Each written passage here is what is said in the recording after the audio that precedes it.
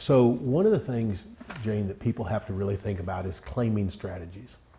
So this is where you can go to your neighbor and say, hey, I'm getting ready to turn 65 or I'm 63 and I'm retiring next week and I need to claim Social Security. You've been on it for a while, right? Oh, yeah. How did you do it? And they'll be happy to tell you. But understand, their situation is completely different than yours. Everything.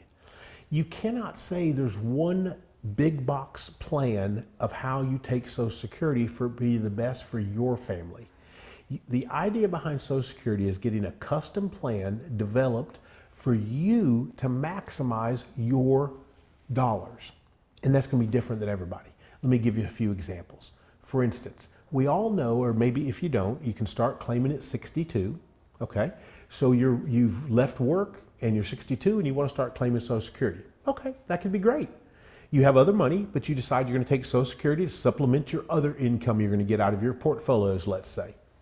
But then your job calls you and says, hey, do you want to come down here and work 15 hours? And you're like, yeah, but it pays you more than it's supposed to. And now you get into a situation where you're making too much and you're paying an extreme penalty for taking Social Security early. Well, that would be a terrible idea. Another example, we wait until our full retirement age, FRA. So that's 66 or 67 right now for most people, depending upon your birth date.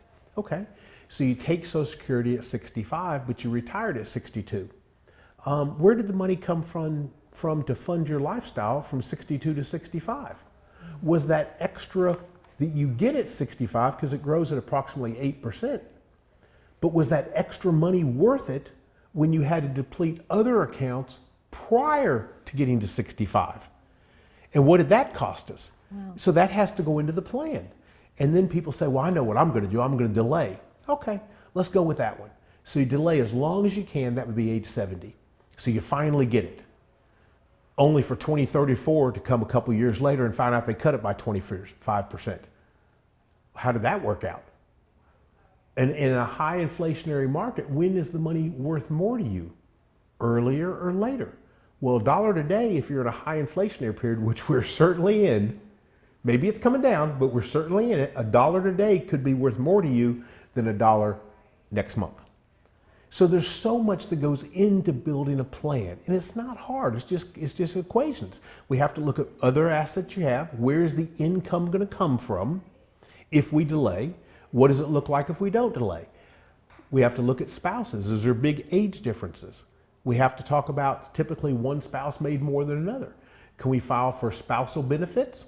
A husband could file for spousal benefits against his wife, or a wife could file against her husband while continuing to let their Social Security grow to FRA, again, full retirement age. So they got money coming into the household, let their own Social Security grow to 67, turned off the spousal benefit, went and filed their own benefit and got more money. There's so many options. Options. That's why we have to build a plan. Okay. Simple as that. You have to have a plan.